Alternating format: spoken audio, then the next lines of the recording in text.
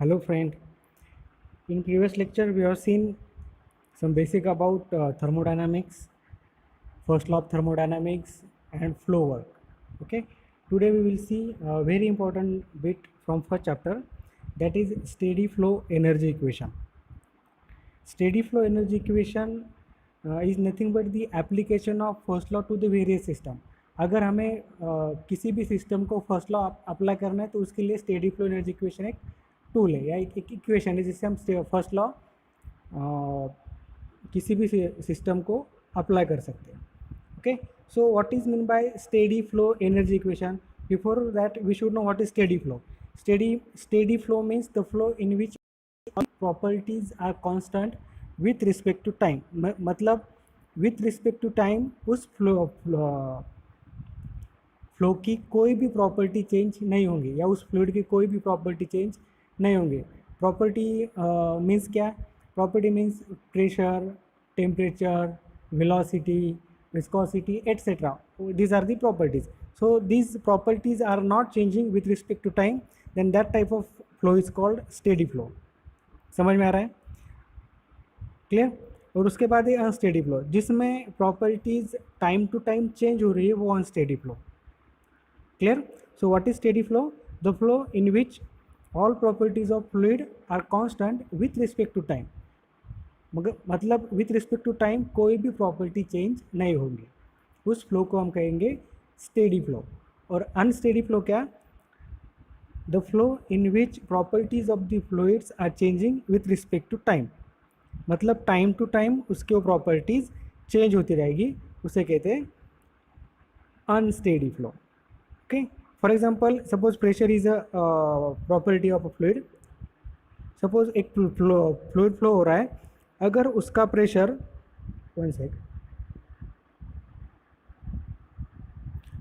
अगर उसका pressure with respect to time change नहीं हो रहा है, मतलब उसका डेरिवेटिव जीरो आएगा, प्रेशर कांस्टेंट होगा. ओके, मतलब अगर pressure with respect to time change नहीं हो रहा है तो वो flow steady flow. Okay, so do P by do T equals to zero क्या इंडिकेट करता है कि pressure with respect to time change नहीं हो रहा है, प्रेशर कांस्टेंट है with respect to time. That is why derivative zero आ गया. कांस्टेंट का डेरिवेटिव जीरो आता है. समझ में आ गया? सिमिलरली अगर वो कांस्टेंट नहीं है, वो चेंज हो रहा है, तो उसका डेरिवेटिव जीरो नहीं आएगा. यहाँ पर आप देख सकते हो. So do p upon do t is not equal to zero. मतलब इसमें क्या है, ये जो प्रेशर है डो पी, ये जो प्रेशर है विथ रिस्पेक्ट टू टाइम, ये जो टी है time, with respect to time ये प्रेशर चेंज हो रहा है. समझ में आ गया? भाई इसका कोई और दूसरी प्रॉपर्टी ले सकते, जैसे कि D V by D T. मतलब velocity is not changing with respect to time. तो ये कौन सा फ्लो हो गया? अगर किसी फ्लो में वेलोसिटी चेंज नहीं हो रही है विथ रिस्पेक्ट टू टाइम तो होगा स्टेडी फ्लो. क्लियर? समझ में आ गया? So it is very important that what is steady flow and what is unsteady flow. तो सिंपल है, जिस फ्लो में फ्लूइड की प्रॉपर्टीज़ कांस्टेंट रहती है विथ रिस्पेक्ट टू टाइम उसे कहते हैं स्टेडी फ्लो. और जिस फ्लो में प्रॉपर्टीज़ कांस्टेंट नहीं रहती है विथ रिस्पेक्ट टू टाइम उसे हम अनस्टेडी करेंगे. विथ रिस्पेक्ट टू टाइम बहुत ही इंपॉर्टेंट वर्ड है, ये आप याद रखिएगा. टाइम के रिस्पेक्ट में अगर कोई प्रॉपर्टी कांस्टेंट है वो तो स्टेडी फ्लो है वो फ्लो की. अगर फ्लो की प्रॉपर्टीज़ टाइम के रिस्पेक्ट में कांस्टेंट नहीं है तो वो अनस्टेडी है. समझ में आ गया? So this are the steady flow and unsteady flow. Now we want to derive steady flow energy equation. लेकिन उसके लिए हमने कुछ अजम्पशन यहाँ पर बनाए हैं, assumption made in S F double E. तो जो भी फ्लो हो रहा है हमारे सिस्टम के अंदर, सपोज हम एक ये हमारे सिस्टम है, सपोज उसमें फ्लूइड आ रहा है और इधर से बाहर जा रहा है. Okay, so first assumption is the mass flow through the system remain constant. whatever mass entering into the system is constant with respect to time. यह हमने अज्यूम किया है. Okay, clear? उसके बाद में सेकेंड है fluid is uniform in composition. जो भी फ्लूइड इस सिस्टम के अंदर आ रहा है उसका कंपोजिशन सेम है. क्लियर? वो अलग अलग चीज़ों से बना हुआ नहीं है. That is homogeneous. तीसरा है the only interaction between the system and surrounding are work and heat. अब सिस्टम क्या हुआ, ये जो मैंने डब्बा निकाला है वो सिस्टम है, और उसके आजू बाजू में जो एरिया है वो सराउंडिंग है। तो सिस्टम और सराउंडिंग एक दूसरे को सिर्फ वर्क और हीट ही एक्सचेंज करेंगे। मतलब सिस्टम से एक तो वर्क या हीट ही बाहर जाएगा, या वर्क या हीट ही अंदर आएगा सिस्टम के। समझ में आ रहा है? The only interaction between system and surrounding are work and heat. मतलब सिस्टम से अगर कोई बाहर जाएगा तो है आइदर वर्क और हीट, या सराउंडिंग से सिस्टम में कोई आ रहा तो दो ही है, आइदर वर्क और हीट। इसके अलावा किसी भी चीज़ की एक्सचेंज नहीं होंगी सिस्टम और सराउंडिंग में। क्लियर? तीसरा है the state of fluid at any point remain constant with respect to time.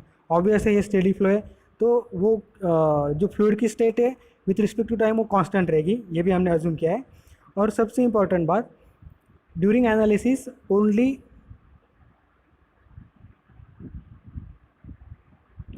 Potential, kinetic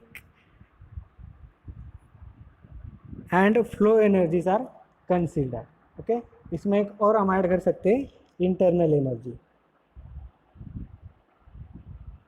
समझ में आ गया? मतलब हम चार ही टाइप के एनर्जी को कंसीडर करने वाले हैं। पहला है इंटरनल एनर्जी, दूसरा है पोटेंशियल एनर्जी, तीसरा है काइनेटिक एनर्जी, और चौथा है फ्लो एनर्जी। बराबर? ये चार ही एनर्जी कंसीडरेबल है हमारे इक्वेशन में, ऐसा हमने अज्यूम किया है। इसके अलावा जो भी एनर्जीज रहेंगी वो हम नेग्लेक्ट कर देंगे। समझ में आ गया? So this are the assumptions made in steady flow energy equation. ये क्वेश्चन 2 मार्क्स के लिए भी आ सकता है, या कभी कभी लॉन्ग क्वेश्चन रहता है कि derive steady flow energy equation and explain their assumption. मतलब उसके अजम्पशन के साथ आपको steady flow energy equation derive करना है। तो आप पहले क्या करेंगे, अजम्पशन लिखेंगे और उसके बाद में steady flow energy equation derive करेंगे। समझ में आ गया? ओके, अब हम देखेंगे steady flow energy equation.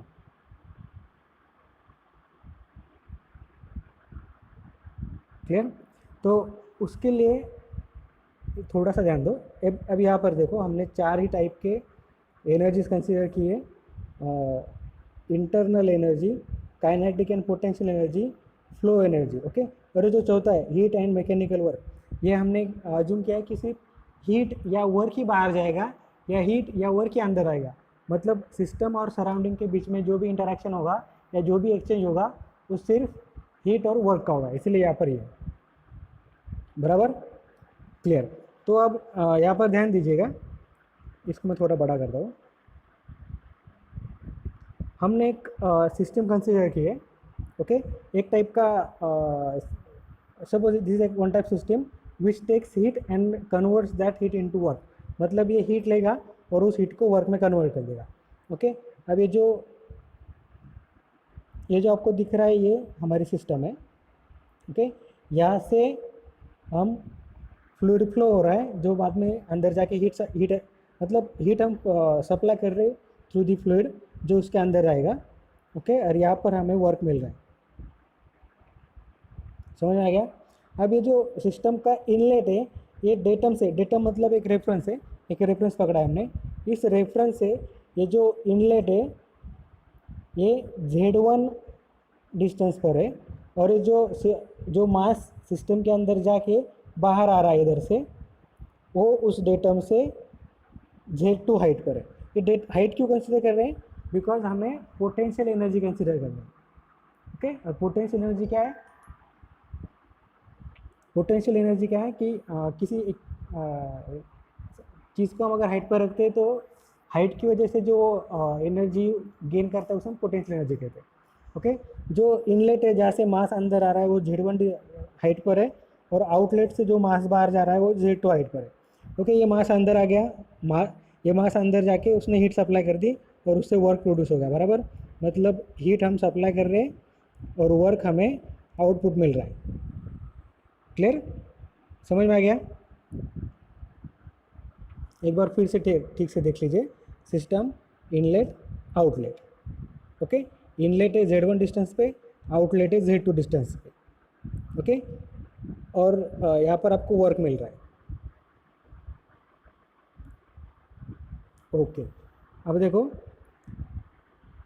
Suppose जो इनलेट का फ्लूइड है तो उसकी जो प्रॉपर्टीज़ रहेंगी, क्या क्या प्रॉपर्टीज़ रहेंगी, समझो प्रेशर है तो सपोज उसका प्रेशर हम P1 कंसिडर करेंगे, उसका स्पेसिफिक वॉल्यूम हम V1 कंसिडर करेंगे, उसकी वेलोसिटी कैपिटल V1 हम अज्यूम करेंगे, मतलब डिनोट करेंगे, और उसकी इंटरनल एनर्जी हम U1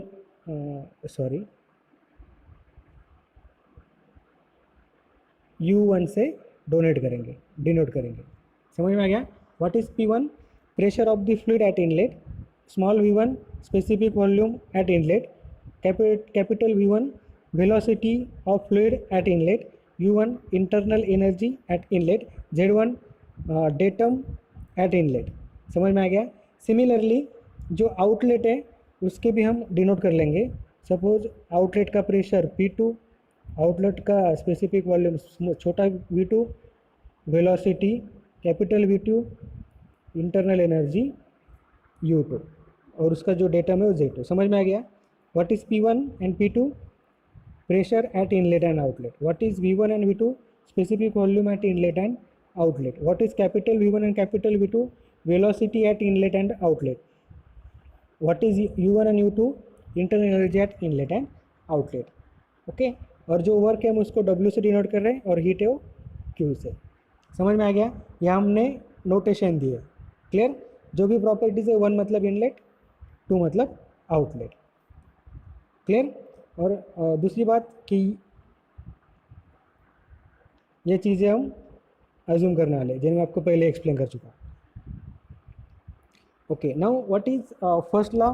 से दैट कि आप तब तक वर्क प्रोड्यूस नहीं कर सकते जब तक कि आप कोई एक टाइप की एनर्जी कंज्यूम ना कर ले।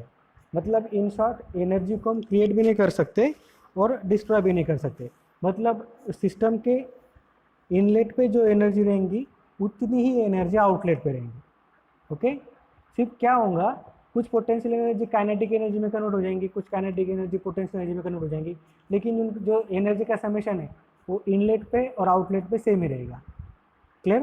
क्योंकि एनर्जी को हम क्रिएट नहीं कर सकते और डिस्ट्रॉय भी नहीं कर सकते, वो सिर्फ इंटर कन्वर्टिबल है, एक फॉर्म से दूसरे फॉर्म में कन्वर्ट हो गए। यहाँ पे यहाँ पर लिखा है total energy flow rate into control volume, into the control volume, total energy flow rate out of the control volume. Okay, suppose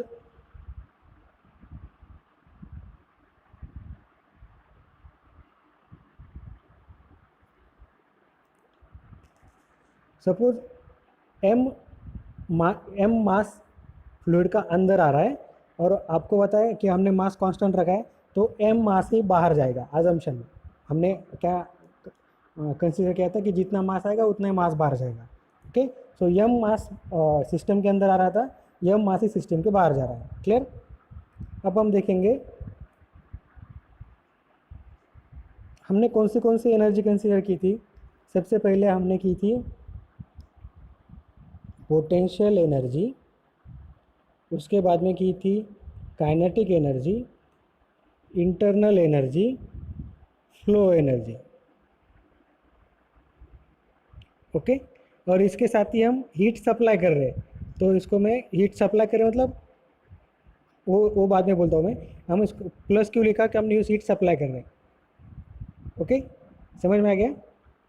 okay, अब देखो हम कौन सी एनर्जी कंसीडर कर रहे हैं। Pressure energy, kinetic energy, internal energy, flow energy और heat हमने supply की। मतलब ये इसकी जो समेशन रहेगी ये है एनर्जी एट इनलेट बराबर इनलेट का पोटेंशियल एनर्जी प्लस इनलेट का काइनेटिक एनर्जी प्लस इनलेट का इंटरनल एनर्जी प्लस इनलेट का फ्लो एनर्जी प्लस Q। ये हो गया total energy at inlet. Clear? ये कितना रहेगा? Same, potential energy at outlet plus kinetic energy at outlet plus internal energy at outlet plus flow energy at outlet plus यहाँ पर W रहेगा अभी आउटलेट पे बराबर। आउटलेट पे कितनी एनर्जी रहेंगी? आउटलेट पे P2 मतलब potential energy at outlet plus kinetic energy at outlet plus internal energy at outlet plus flow energy at outlet plus work. इसकी समेशन और इनलेट की समेशन एक ही रहेगी, क्योंकि एनर्जी क्रिएट भी नहीं कर सकते और डिस्ट्रॉय भी नहीं कर सकते। ओके, होगा क्या कि इनलेट की जो पोटेंशियल एनर्जी है वो आउटलेट की पोटेंशियल एनर्जी से ज़्यादा रहेंगी, तो तब क्या होगा, इनलेट की काइनेटिक एनर्जी से आउटलेट की काइनेटिक एनर्जी ज़्यादा होगी, मतलब एन या उसकी जो समेशन है वो सेम आनी है। क्लियर? सो ओके, हमने कौन सी एनर्जी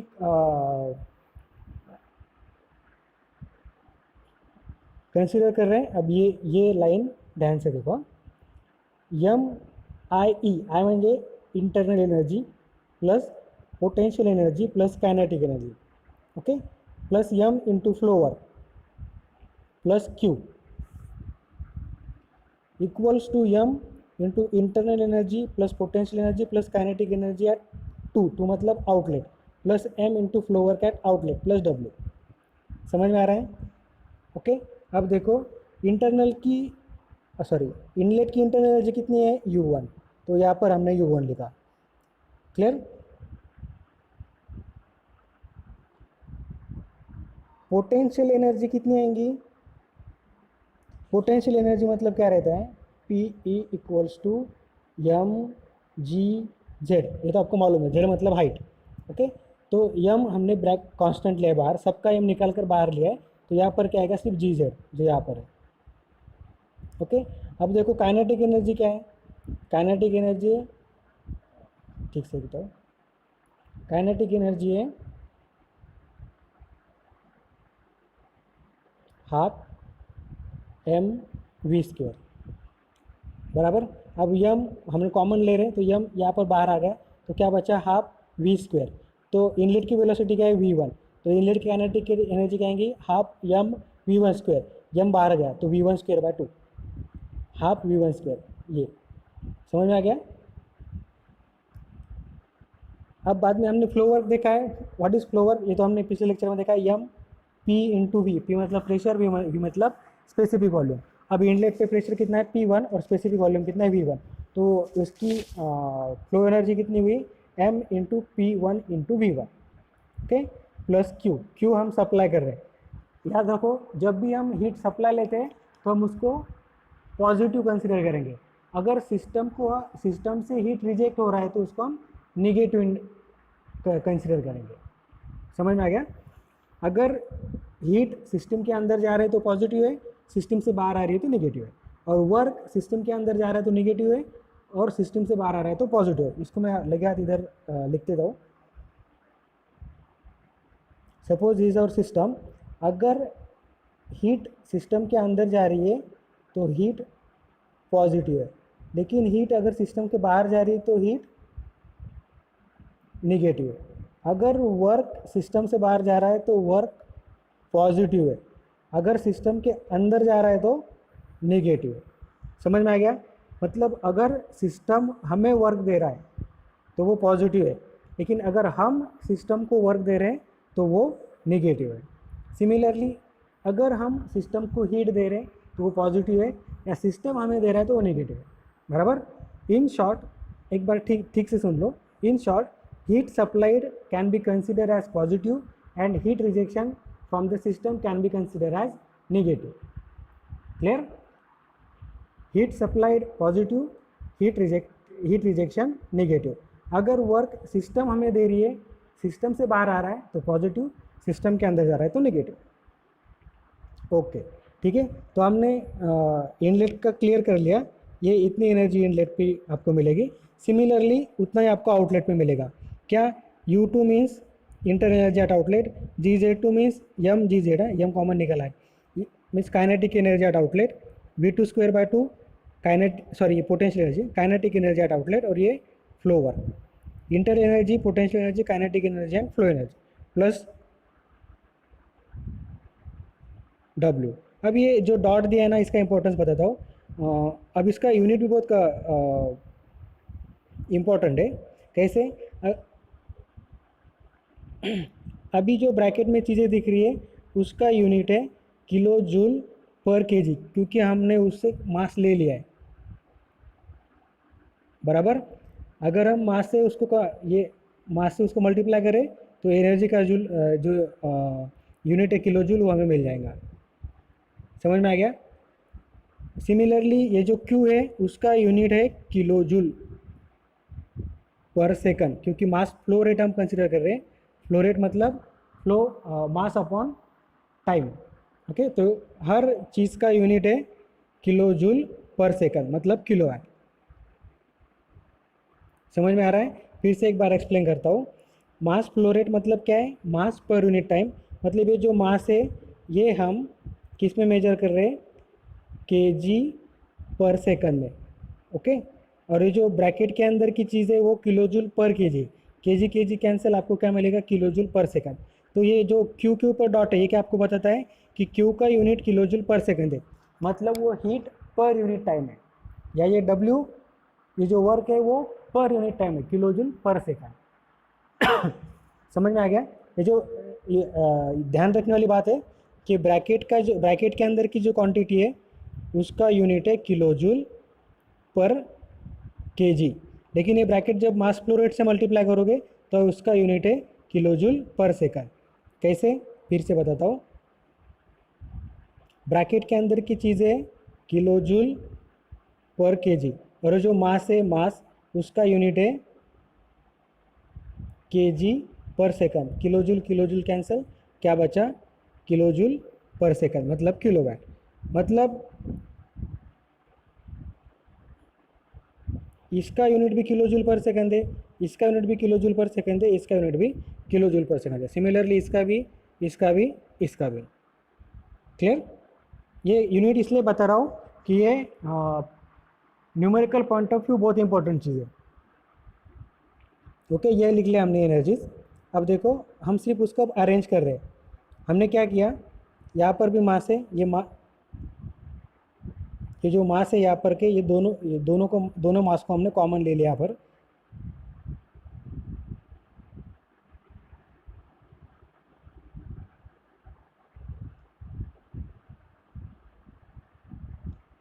देखो मास u1 plus p1 v1 plus gz1 v1 square by 2, और उस दूसरे इसमें भी हमने वो p2 v2 को अंदर ले लिया है, बराबर। ओके, अब देखो हमें मिला यम यू, इस लाइन पे देखो, इस लाइन पे देखो, M u1 plus p1 v1 plus gz1 plus v1 square by 2 plus q equals to M बोले तो mass flow rate in bracket u2 plus p2 v2 plus gz2 v2 square. यहाँ पर हमने क्या किया, u और p1 v1 को पास पास में लिखा, क्यों, क्योंकि u प्लस p1 v1 मतलब है एंथैल्पी h, जो हमने बेसिक में पढ़ा है, हमने फर्स्ट ईयर में पढ़ा है कि enthalpy equals to u plus pv। Clear. Total heat content is nothing but enthalpy. अब हम क्या करेंगे, इस लाइन में देखो H equals to U1 plus U1 को रिप्लेस कर देंगे तो हमें क्या मिलेगा, यहाँ पर हमने एच रख दिया, यहाँ पर हमने एच रख दिया, तो H1 H2 M H1 plus GZ1 plus V1 square by 2 plus Q dot equals to M into bracket H2 plus GZ2 plus V2 square by 2 plus W dot. Clear. हमने u1 plus p1 v1 को h1 replace कर दिया है और u2 plus p2 v2 को h2 replace कर दिया है। समझ में आ गया। तो ये जो फाइनली बना ये, this is nothing but steady flow energy equation on time basis. इसको टाइम बेसिस क्यों बोल रहे हैं हम, क्योंकि हमने इसको मास से मल्टीप्लाई करा और मास विथ रिस्पेक्ट टू टाइम हम मेजर कर रहे हैं केजी पर सेकंड में, बराबर। समझ में आ गया। So these are the steady flow energy equation on mass basis, और सॉरी मास बेसिस बोलेंगे, टाइम बेसिस में। क्लियर।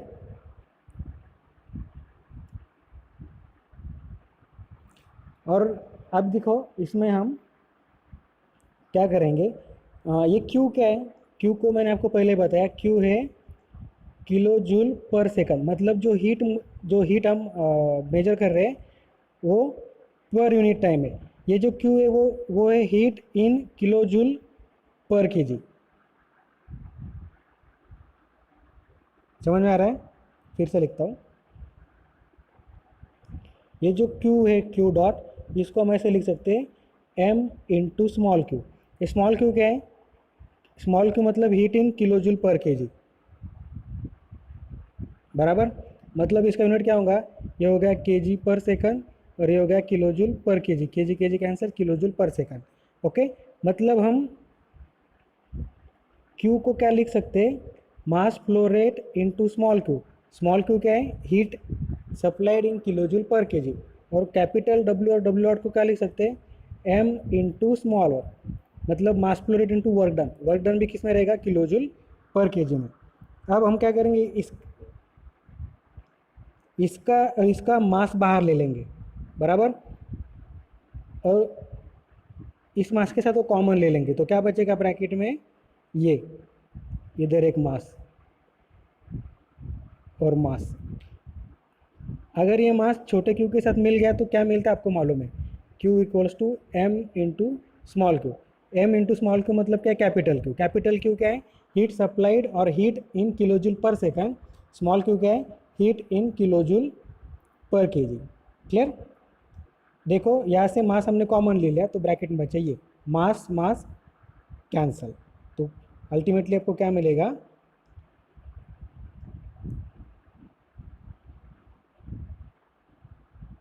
क्लियर? तो ये हो गया steady flow energy equation on unit mass basis, और ये हो गया steady flow energy equation unit time basis. Okay, क्यों? क्योंकि ये जो सभी प्रॉपर्टीज़ है वो किलो जूल पर सेकंड में विथ हम यूनिट टाइम उसको मेजर कर रहे हैं। और ये जो नीचे के इक्वेशन की सभी प्रॉपर्टी है वो किलो जूल, इधर लिखता हूँ, किलो जूल पर के जी में। क्लियर? समझ में आ गया? तो ये जो इक्वेशन है, ये दोनों भी स्टेडी फ्लो एनर्जी इक्वेशन है। ये यूनिट टाइम बेसिस है, यूनिट मास बेसिस है। समझ में आ गया? अब ये इसका जो एप्लीकेशन है हम नेक्स्ट लेक्चर में देखेंगे। अभी तक हमने जो पढ़ा है इतनी चीज़ें कि स्टेडी फ्लो क्या है, assumption made in steady flow, और स्टेडी फ्लो एनर्जी इक्वेशन कैसे डिराइव करना है, 2-3 लाइन में चाहिए, ज़्यादा कुछ नहीं। आप एक बार बुक में देख लीजिए, मैंने तो वैसे काफ़ी हद तक समझा दिया है। तो ये चीज़ें आपको एग्ज़ाम में हमेशा पूछी जाएंगी कि derive steady flow energy equation, या 2-2 मार्क के लिए ये ऊपर के क्वेश्चन आ सकते हैं। ठीक है, बहुत सिंपल है, आप उसको एक बार रिवाइज करो, आपको आ जाएगा। तो कोई प्रॉब्लम रहा तो आप मुझे व्हाट्सएप पे पूछ सकते हो।